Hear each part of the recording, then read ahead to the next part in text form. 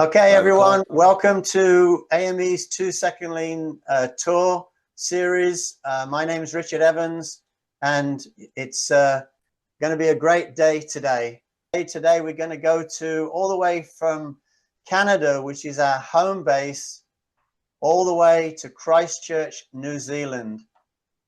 We're going to visit one of our friends in New Zealand, Phil Ruby, and Phil there. So today we've got some special guests. We've got Alex from the States, and we've got Paul from Japan, who's sitting in the background today. So Alex, do you just want to say a couple of words and kick her off today?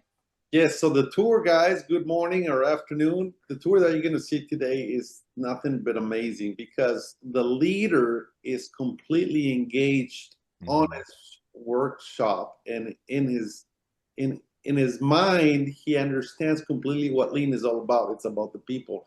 And you will see he is the living proof that lean really works. He will explain, but he transformed himself, and that is a full inspiration to all of us. So I'll let him explain and have fun because it's amazing. Thank you, Richard, and the team at AME for allowing us to host today's AME tour. Hi, my name's Phil Ruby, and I'm the founder of Advanced Technical Services and the co-founder with my business partner Gary Robinson of ATS Pneumatics. Advanced Technical Services is a specialist service company servicing equipment in the dental industry predominantly. We work on all equipment in a dental practice, from dental chairs, x-ray equipment, suction units, air compressors, sterilisation equipment, the dental handpieces. In addition to that, we also sell, service, calibrate, Magtech temperature and pressure data loggers, which we use extensively in our services while we're validating equipment in the sterilisation market. The other company we have, ATS Pneumatics, is primarily a sales-based company where we sell pneumatic compressed air solutions. Everything from air compressors through to the compressed air automation components, filters, valves, cylinders, etc. We also do installation, service, and we also do a range of manufacturing of pneumatic actuators here in our Christchurch facility. Both companies are small local regional companies. All up, we've got 8 staff members, and we cover the wider Canterbury area of New Zealand and the South Island. Although we do ship our products all throughout New Zealand, and we have done a little bit of export, but not a lot. Primarily today, I'm going to show you through Advanced Technical Services, as that is the company that I've been implementing 2-second lean for the longest. We are starting to implement 2-second lean in ATS Pneumatics, and I'll show you some of the things that we're doing there as well. So come with me and I'll show you how my day starts. All right, this is how my day starts. 5 AM, I get out of bed and I'm out here in my home gym. This is one of the most powerful tools that I have implemented in my lean journey. This is where not only am I improving myself, I'm also improving my mind. I listen to audiobooks, podcasts, AME tour videos like this one to inspire me. This is where I get clarity around what I want to do for the day. And this really has been the single most powerful tool that I've implemented in all of the lean tools out there. Improvement starts with I, and it started right here, getting a bit of exercise, fitness, and improving my health. So come with me and I'll show you how the rest of our day goes. Our day starts with our morning meeting, much like most lean companies. One of the things we found in the early days is that our morning meetings would blow out and get longer and longer as we would get involved with discussions around trying to solve problems. So one of the improvements that Andrew came up with, frustrated, bugged, fix what bugs me solution, was how do we keep our morning meetings on time? And what he's done is he's implemented this red bar on the slide here that progressively moves over. So each slide, we've got a designated time, and it progressively moves from right to left. At the end, when it gets to the end, a bell goes off and Elmo pops up. Elmo's the patron saint of meetings. Enough, let's move on. So it's just a really good reminder for us that, hey, we need to move on and keep the meeting going because there's a lot of value that we can add during the day. We also have a visual indicator of the red bar going across, so everyone can see if they're starting to take up too much time and speed up and move on. We've found that has solved pretty much most of our problems with our morning meetings. So come with me and I'll take you through a tour of our facility. The first part of our day really starts with our inwards goods. That's where all the inwards parts come in for the jobs. So this is our shipping and receiving area, and I'll take you through some of the improvements that we've made here.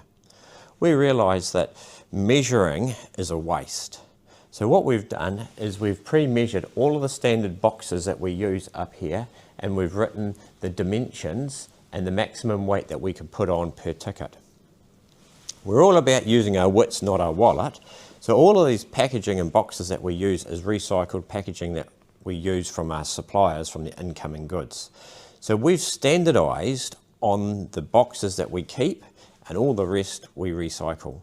So up here we've got this red box here, number 6. We look down here, we find the red sticker down here, and there we've got the boxes there. We know what the dimensions are. They're preloaded into our shipping software, so all we have to do is put the item on the scales right here and enter the value into the shipping. Another cool improvement that we've done is all our paperwork we have on clipboards. Now we used to have hooks, but we used to struggle putting the clipboards on the hooks. So what we've done now is we've glued a penny washer on the back and we've screwed a magnet to the wall. Now all we have to do is just clip that up there. Really simple, really easy, and that was a fix what bugs you moment. Again, we're all about simple solutions. So come with me a little bit further, I'll show you what we're doing down here. We're a small company and we don't ship a lot of parcels. One of the things that we found was that the shipping area was a hive of activity. This is where we print barcode labels, product labels, where all the parts come in and when we're shipping things out. And it wasn't uncommon to have multiple people wanting to use the area at the same time. So what we've done is we've duplicated the setups here. So we have 2 duplicate setups. Same going that way, and it's a mirror image going this way over here. You'll see we've got the bubble wrap cut into the bench. So everything we send out is pretty delicate. So we want to make sure everything is wrapped up nice and securely and safely for transportation. So it's all about how do we make it easier to do the process.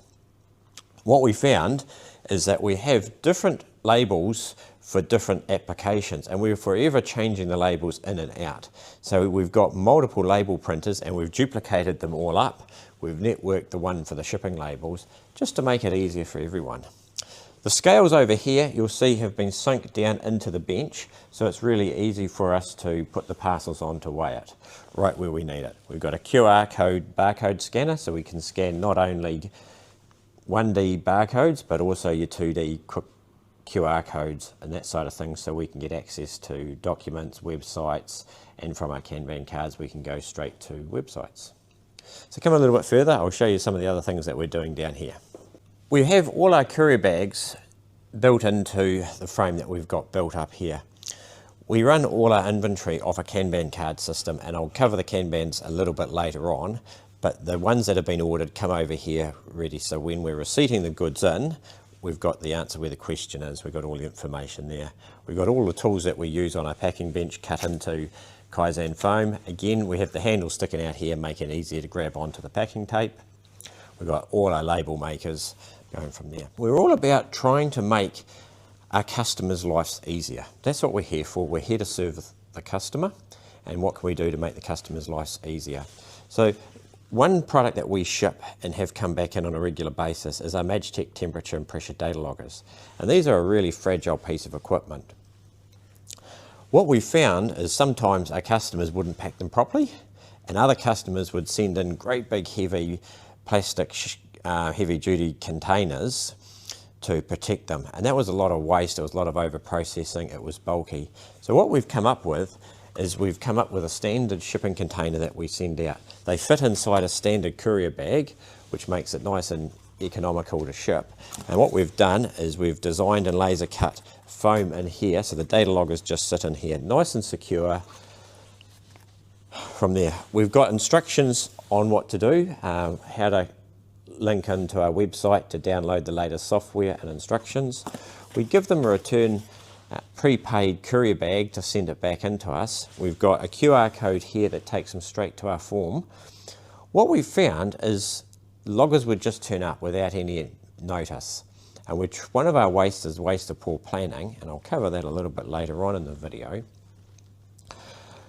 But what we wanted to do was fix what bugs us. How do we get advanced notification of loggers coming in? So all they do now is they scan the QR code with their phone, they fill out their questions on what they're doing, and the form pre-prompts them, depending on the questions that they answer, to what other questions that we need to know. This makes the process really simple. We put on here the customer number and all the information that they would need to add so they don't have to go looking for it. We're all about making their life easier, because when the information comes in to us correctly, it makes our lives easier. Some of the things that we've done here in this area, and I'll come a little bit closer. That's better. Now you can see what's going on. So we have plastic bags for everything that we do, and what you'll find here is we've got little blue, red, black dots, and it shows up here on the wall. We have a sample of all of the bags that we have. So when you're looking for a bag, you just look at the wall. This is a side bag I want the black bag. You come over here and you open the drawer and you've got the black bags. One improvement that Caitlin came up with is, she's relatively new here, and we started, and it's been an ongoing problem actually, and it's not just because of the new person, but it really presented a bit more when the new person came into our organisation. We assemble some of our own service kits, and we would find that parts were getting missed off. So one of the solutions that Caitlin's come up with is she's laminated this one here, and it's got a cutout for all the different products that make up this one kit. So when we're building the kit, it's a pokey-yoke system. We just add all the parts on here. We can at a glance, very visual, see that we've got everything and the quantity is correct before we put it into the bag. That's had a couple of iterations. So first off, it started with just the part numbers written down here. But then the question was, well, actually, what was missing? So she's now added the description of what it is to make it a little bit clearer for anyone else coming along to see what's happening. We're all about reducing motion, and one of the concepts that we learn about is connecting processes. So what we're starting to do now is connect the processes. So we keep our parts on the shelf here, and we're progressively moving more of our spare parts over to this area. They used to be kept on the far side of our building. Don't ask me why we did that. It's just what we did when we came in here. So we literally have all our parts right here. This is where we pack them, and this is where we receipt them, and this is where we put them away. So we've connected the two processes, eliminating a lot of over-processing, a lot of motion. So come a little bit closer and I'll show you some of the nuances of what we've done here on the stock. We operate a 2-bin system for a lot of our parts. We do that, and we have several systems that we're using and trialling, because we're always experimenting, running the experiment. The first one we have is these 3D printed bin boxes that we've created. We created our own Kanban cards, and I'll cover that off in a minute, but we've got the bin boxes. They've got a little slot for us to hold the Kanban card. So in here, we're putting it as a bit of a barrier. The person has to go through the Kanban card in order to get the stock, so they need to pull it. What we've also done at times is we're trying to make it, I'll say, a little bit more difficult for them to grab the parts. We want to make sure that we enforce the Kanban card, because the issue we would have is people would just grab the stock and not turn the Kanban card in. So here you've got it, we've got the Kanban card inside a plastic bag. Since we implemented Kanban, we really haven't had any stock outs at all. It would only be because our suppliers have run out of stock. So we have the 2 bins, both blue and red, and we can, because we're 3D printing them, we can print them in whatever sizes that we want. So we've got smaller ones here, we've got slightly larger ones here.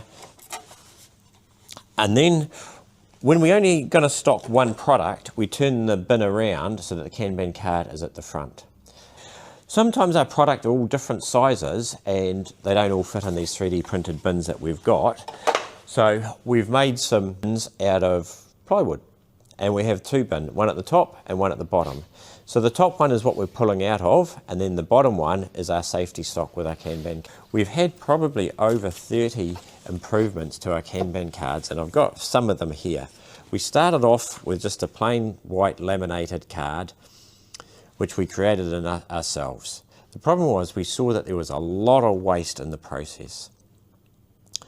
So what we're up to now is we print our Kanbans on a colour laser printer.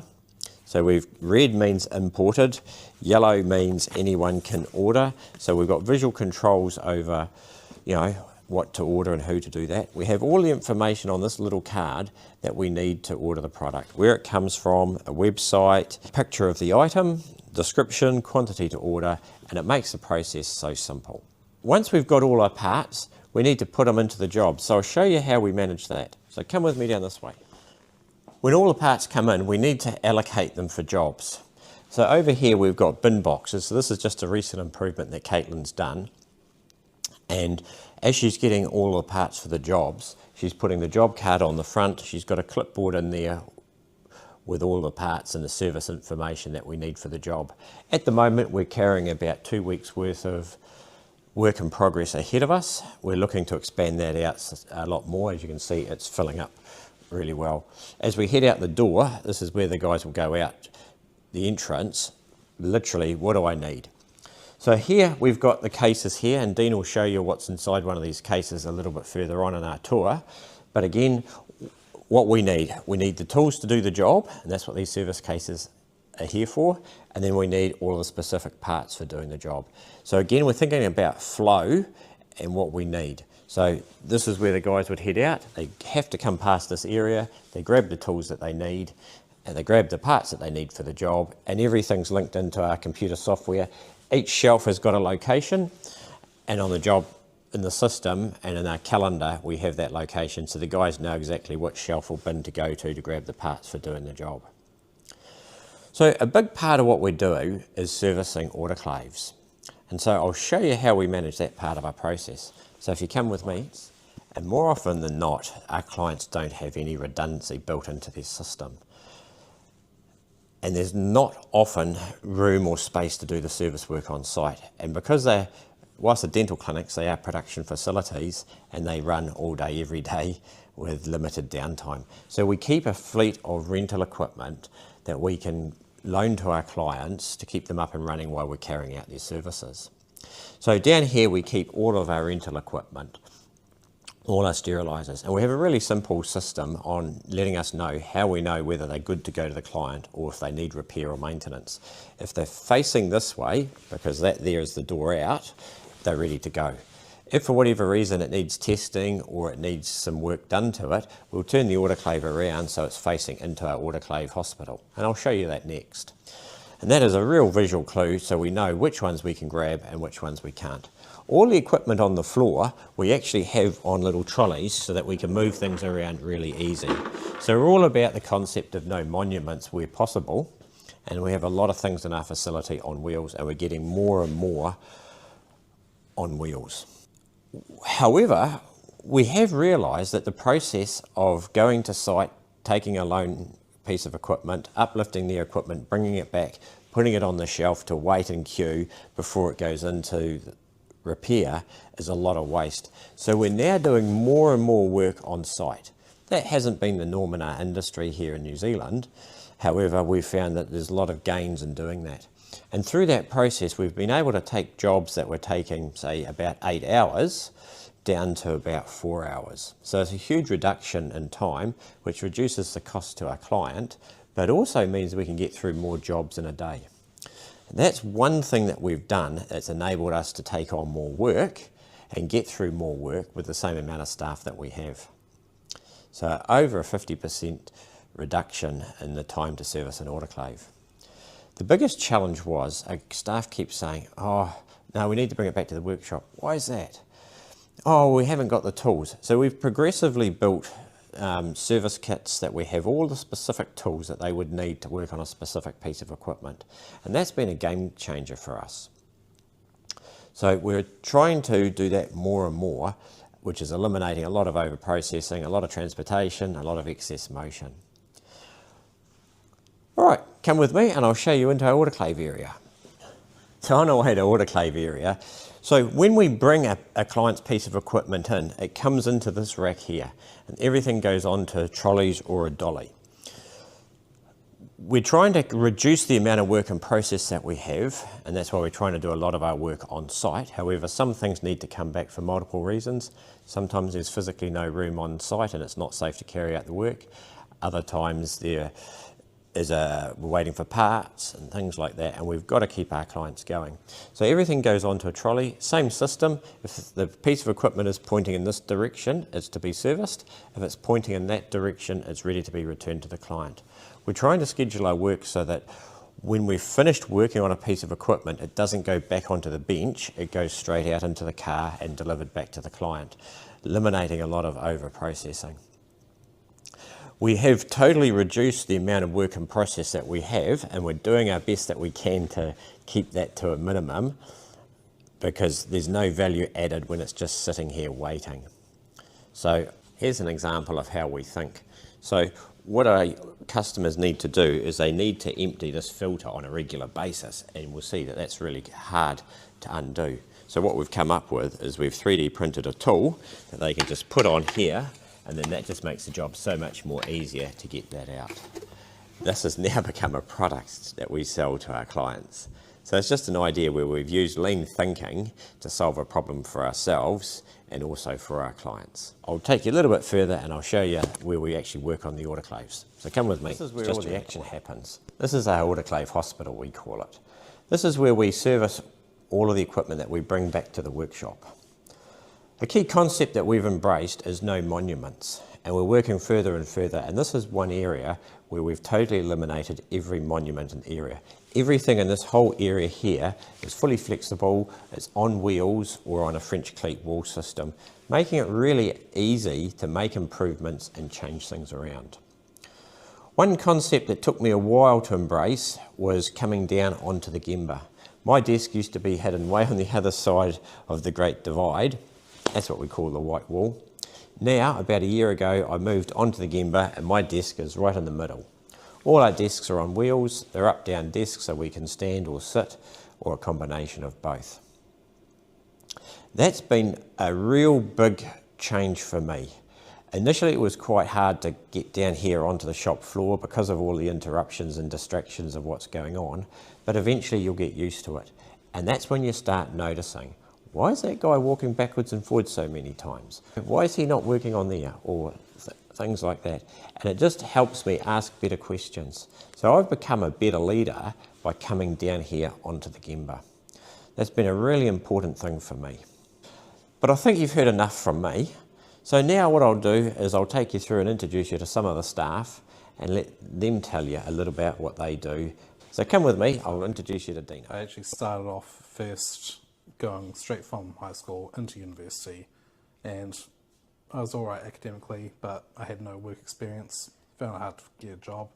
Then Phil reached out and said, hey, do you want to come down for a weekend, see what we do some stuff? And I've been here 6 years later. How did you find it when you first come to work for us, Dean?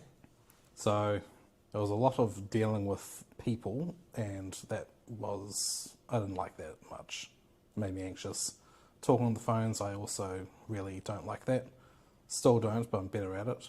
How have you found lean and how that's helped you in your job and that side of things?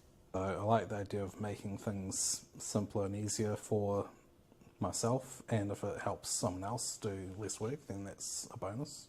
So your background's not actually in servicing equipment or initially software and software development. So how have you managed to get from where you were as a software guy who anxious talking to customers and to being this now confident person who's a front line guy talking to all our customers doing the service work? I'm tempted to say dumb luck. I kind of fell into doing the servicing side. So I did come in mostly to do validations, basically babysit an autoclave through its operations while making sure it's doing stuff. And then it was a natural progression to our data loggers. And then from there, I was figuring out what things sound like and then what things sound like when they go wrong or different. And that led neatly on to servicing autoclaves. And then while I was servicing autoclaves, so I might as well start servicing suctions and air compressors. And then that also started leading to actual breakdowns. So, story, and it is just a shining example when we put people first and show respect for people, what we can do to develop and grow people. And I think that Dean's a better person now than when he first came to work for us. So what's your favourite improvement, Dean? I have a few. So the first improvement I did was actually in that weekend when I came down with Phil. So that was me doing a validation template. So first it was get all the data, it's spat out into a table, and you have to manually pick and choose which one you want. And that's a lot of effort. So the first iteration was dump it into a spreadsheet and then have a formula to pick out the time. Just enter the time and it will give you the data. And then there was copy paste into Word. And then the next iteration was why bother going to Word, just have it all in Excel. And that's the current iteration right now. Fixing what bugs you and making the job easier, and really a great example. This is a standing bench. We've turned it into a mobile workbench. We can bring it up to a convenient height to work on. And then when it's done working, we can bring it down to trolley height so we can easily move it around. So we started off with having to manually move these with one strong person or two people. So that has problems. We have these chopping boards now. They reduce the friction, let us slide them. But originally it was quite stiff, so I got a nice thin floppy one. It was still a pain though, so Charles went and made a hook for us. So multiple hooks for us. So now we can just drag them easily onto the trolley. Just like so. And then it's just one person to move an otherwise very heavy object. So Dean, tell us about one of the improvements that you've done here in our Magitech calibration area. I think it would be fairer to call it one of your improvements. And I mentioned earlier they've got a few favourite improvements. So this is the first step in our pressure calibration improvements. And then we twiddle this knob. And this is what we have to do every single time. And it was about half an hour of devoted attention just to calibrate our pressure loggers, what we had before. And then Phil made that, which is just set it up, press a button, wander off. It's a couple minutes, if that. So now it doesn't have to be me, as long as you know how to screw some fittings, plug in the tube, even... Here's an example of where we've taken an improvement that we saw done on one of the AME tours, and we got this idea from Brendan from Automated Drive Solutions.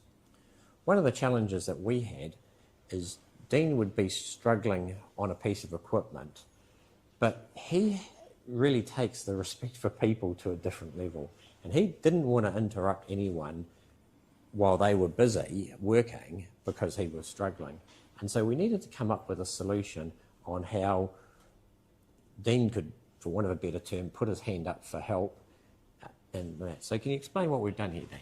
So first of all, green for good or go or whatever. So that means that everything's working fine. Yellow means there is a problem, but I'm trying to work through it. It's not stopping me just yet. Red is I can't continue, something is hard stopping me and I need help.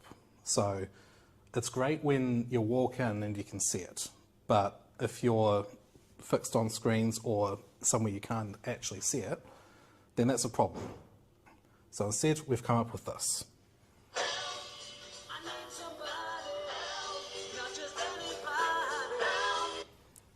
So it's a fun way of how do we get an audible signal to tell us that Dean needs help. What it means is that he can turn that on to the noise. While we're working away, we can hear something's going on, but it doesn't instantly stop us from what we're doing, but we're aware that Dean needs some help. And it's just a fun way of how we're doing it. So I'm just with Justin here. He's on ATS Pneumatics. I just thought you could just tell us what you've done with our forklift. Yeah, well, we've got this old 40-year-old Datsun forklift. All the paint was chipped off. I've sanded it all down. We've painted it a nice orange, and we've chucked the O1 for Dukes of Hazzard on the side. And yeah, we've got a good response. So what happens when the truck drivers pull up and then they recognise what it is? Yeah, they're quite excited.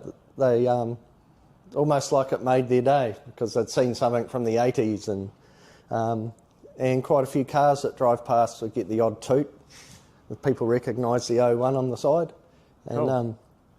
And so really what we're doing is we try and look after our equipment regardless, you know, how banged up. And it was secondhand to us when we got it, but we've tried to make it better than we found it. And as Toyota say, the first when we get it is the worst it'll ever be. And here's a prime example of that.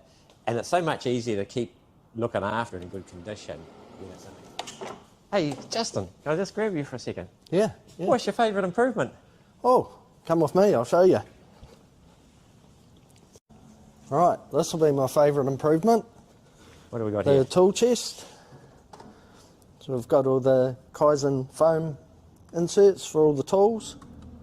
So if something's missing, I know someone's been in there and they haven't put it back.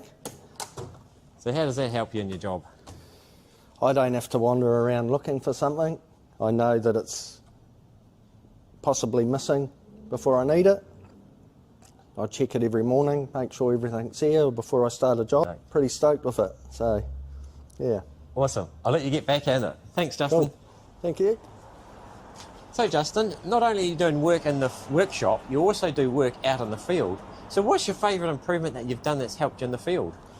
Well, that'll be carrying a lot of fittings now. There's nothing worse than doing a job and you haven't got the right fittings. So, yeah, we've got all these cases set up with different fittings that we use, electrical testing gear, and yeah, it's a big time saver. Awesome. Everything I need is here. So, yeah. Thanks, Justin. Hey, Caitlin. Can you tell us what you do here? So I'm the service coordinator, so I just organise all the jobs and order parts and everything for it. Cool. So how long have you been with us? I think just over 2 months now. Just over 2 months. So how have you found coming into a job? So what sort of experience did you have in this role before you came in? I didn't really have any experience. And so how have you found coming into the role with no experience to be able to pick up and manage all the service jobs? It's actually been not too hard. There's like a lot of things in place to be able to know what to do. So we've got some processes so that we're able to do that. So what do you find, what's your best improvement?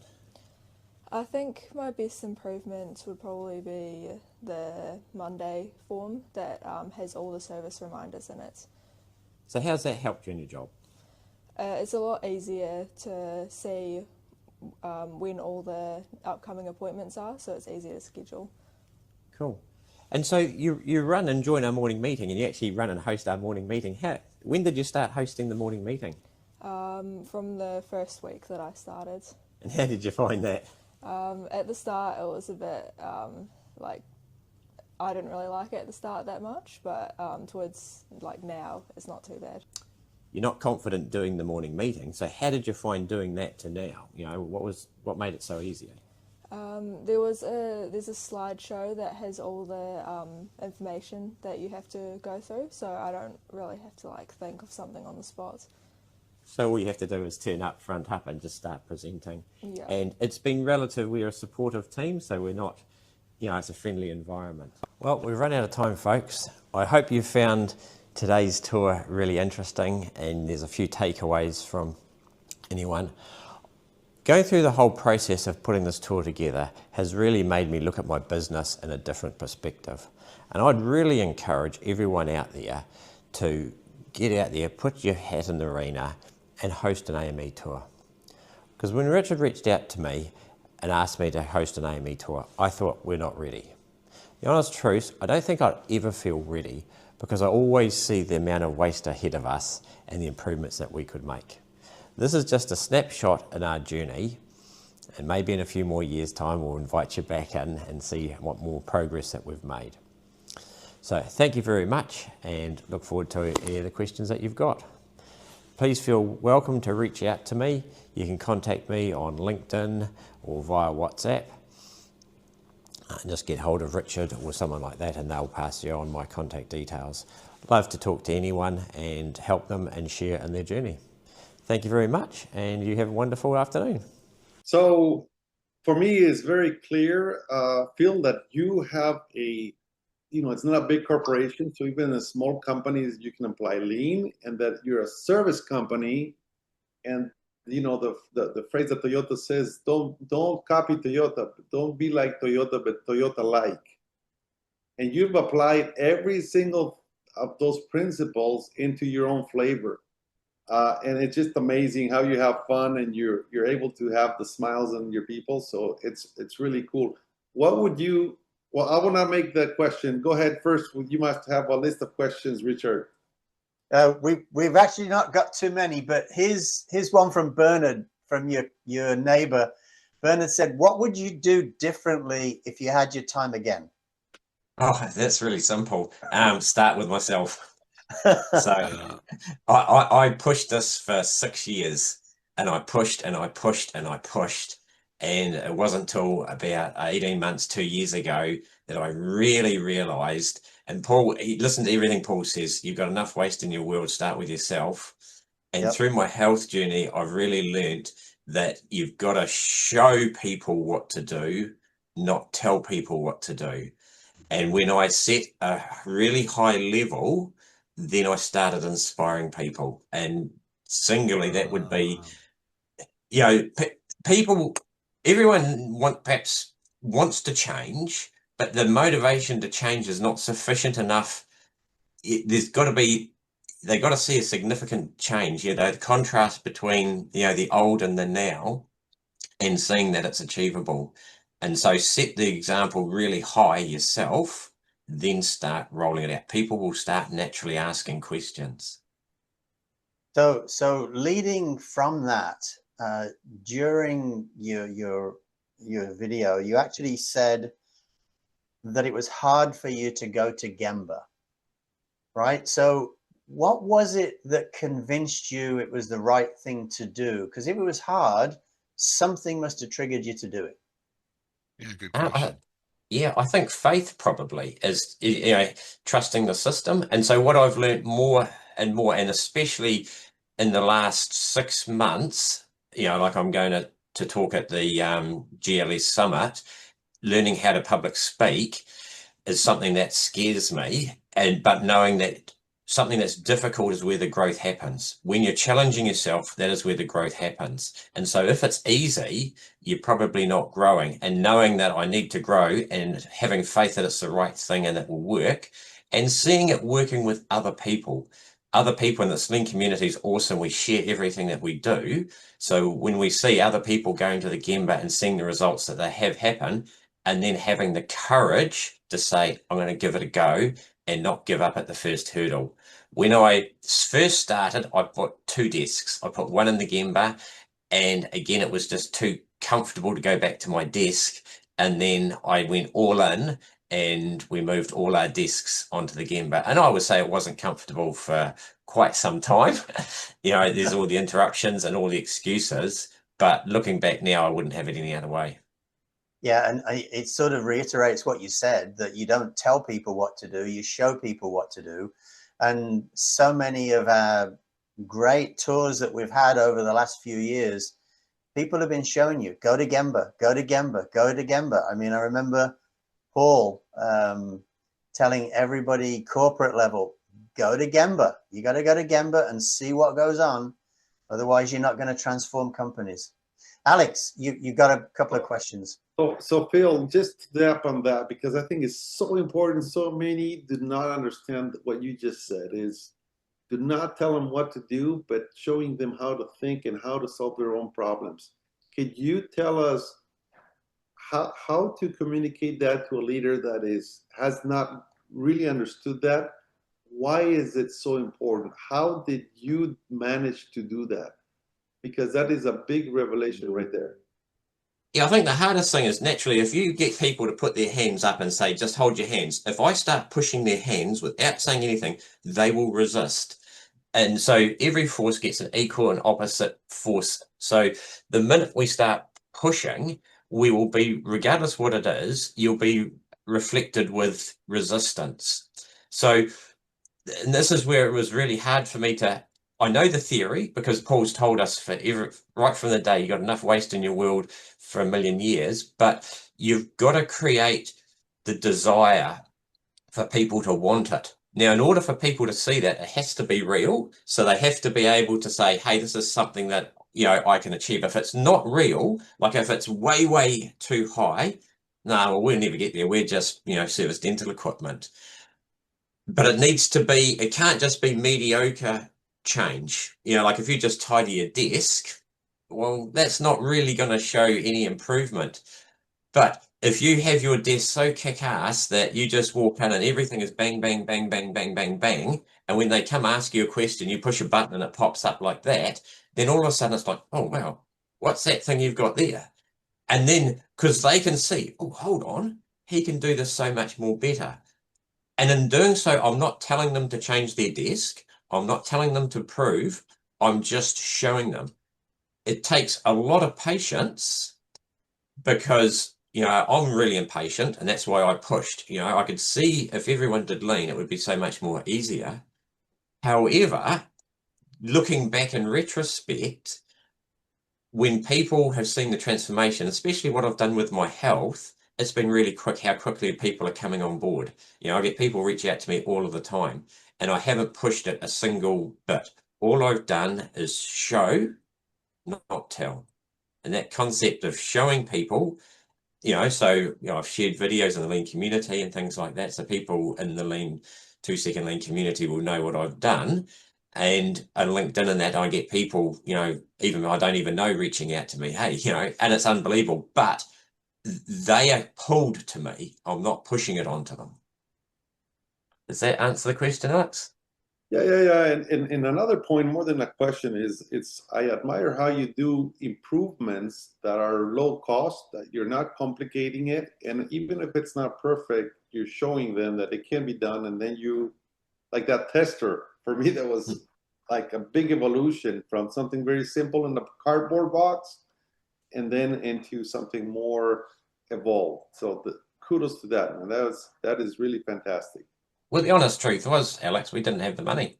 And if I started out making it absolute premium, I would have never done it because I didn't know if it was going to work. So the first thing, how do we run the experiment? And, what can we do right now that's cheap, for free, that gets us all the way as close as we can to the perfect improvement that we can do right now? And everything in there you'll see is recycled timber or scrap timber, and we do it because I know it's going to change, and we're going to have multiple iterations. That leader that believes, like it's hesitating to do an improvement and don't take that step, what would you tell them how to do? How to do it is just do it. The quicker you can make it, just the quicker you can make it. The first improvement, I can't remember where it came from. The first improvement is the worst improvement, but it's the most important improvement because it sets you going. Because once you've done that first improvement, you'll see, oh, this didn't work, that failed, or this is no good. And then you've got some really clear direction on what needs to be improved rather than thinking about it. When you start planning without some sort of tester, you don't know if it's going to work or what you need to change. So you've got to get your quickest thing out there as quick as possible, and knowing that it will fail, but having confidence that we're going to reiterate it 10 times more and it's going to get better. But if we aim for perfection off the thing and get discouraged when the first one doesn't work and we've spent so much money and it didn't work, we're going to be very reluctant to try again. But if you spent no money and very little time and it's failed and you can see, oh, all we need to do is do it again and change this and then fail again, PDCA, plan, do, check, act. Yeah. Yep, for sure. We've got a question from a fellow Kiwi from Geerton. He says, hi, Phil, a question here from a fellow Kiwi. Great work. Well done, mate. Lots of improvements for areas and individuals. How have you been able to let the team, I think I should say, improve across the value stream?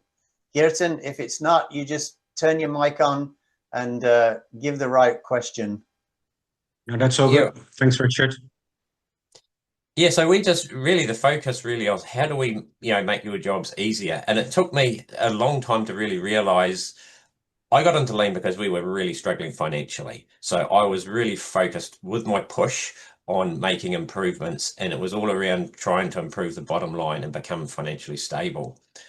When it really sunk down to me that if we keep focusing on making people's jobs easier, and naturally they're going to do a better quality job, we're not going to have rework. We're not going to have multiple trips back to site. We're going to be, the quality is going to be better. The job is going to be quicker because we're not doing rework. And then the answer is the test is we make more money and we become more financially stable. So rather than focusing on that, and just once I realized that was important, it's just, my staff, get frustrated at me because I just want the improvements. I want the improvements. Just how do we make your job easier? And so I sincerely, that's what we're just trying to do. And if we make their jobs easier, and then it's not easy. It isn't easy, I'll be honest. It's simple, but not easy. Okay, so just time for just one more question. They're from Greg. Massive improvements, Phil. Love it. You've improved your business and your health. Can I ask how it's impacted other parts of your life, spiritual or financial, etc.? Oh, total game changer. Absolutely. And so I always wanted to focus on other people first. So, lean community is a giving nature. And it took me a real long time to realize that you can do more if you look after yourself, and that's not being, greedy or selfish or anything like that. I can help more people if I looked after myself. Once I've changed my health, the opportunities have just opened up immensely, and like everything in my metrics have changed. My business is improving, my health is improving, my social life is improving. Everything is just improving. And that all started from actually taking care of my health first. Yeah, it reminds me of a roundtable we did a few months ago, and Paul asked everyone around the table, what does lean mean to you? And my answer was a way of life. And that's exactly what it is. You've got waste in every aspect in your life. Just make it flow, get better and better. And a big thank you to Phil and the team. Okay, I didn't have a team picture, but the ones that contributed to your video, Phil, thank you. Really appreciate it. From AME and all the people watching. Brought to you by AME and paulakers.net, where you can find all my books and resources on my website, paulakers.net, for free. You can even get my new app, 2 Second Lean Play, where I have all my books available in 9 languages in the audio format, designed for you to listen while you work and play at paulakers.net or Lean Play. And a big thank you to everyone, including Alex and Paul coming, and also Phil for hosting such a great video. Thank you so much. The three of you did an excellent job. Amazing.